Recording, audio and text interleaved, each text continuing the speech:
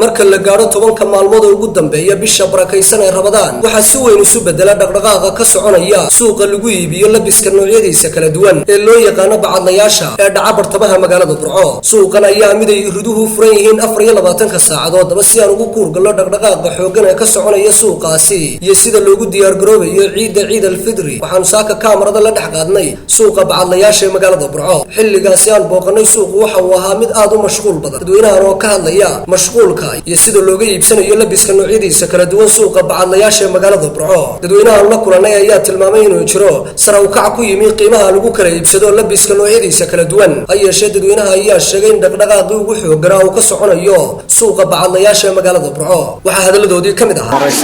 waxa jirta ciid al-fidriga iyo ciidan ka soo socota waxa jirta farqi weyn u dhaxeeya aad yaaba way ciidan aad baa lagu sameeyay dadka iyo baabulish waxa ka saadiyay gooba kana soconaya waayo afarta imka waxa haray afar cisho 4 days baa haray 4 days ka aad ugu soo garo inagoo iibina dharka kale baasto ma shaqeeyo carwa la jecel waxaan ku faraxsanahay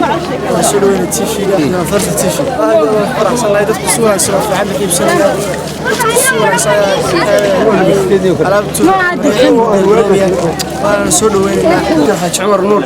inta marka koobad oo salaamay TV-ga iyo Universal inta afka Soomaaliga ku hadasho aad iyo aad baan ka labaad aad iyo aad baan loo iibsanayay mariyay China inta badankeeda alaabta badankeeda China ka timaada China أنا والله جاي على عوضة، ما لكن أنا أعرف كم داوي جدا سي ماليزيا. فرق وين ما نقولها يعني. إنتي هراء أدوين كستان مش بقسمين تذكار اسمه إنه نقول لك كلمة كارني. كل طلعنا يكره طلقة ترى. هذا والله ما قادنا.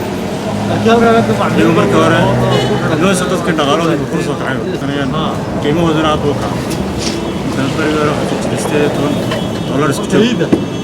أنا قصة استديو لغة. أنا عايز أقول وحصل لي هاي عيد كانوا عيد بركيسان بشروا عيد بركيسان ويا بشروا قابي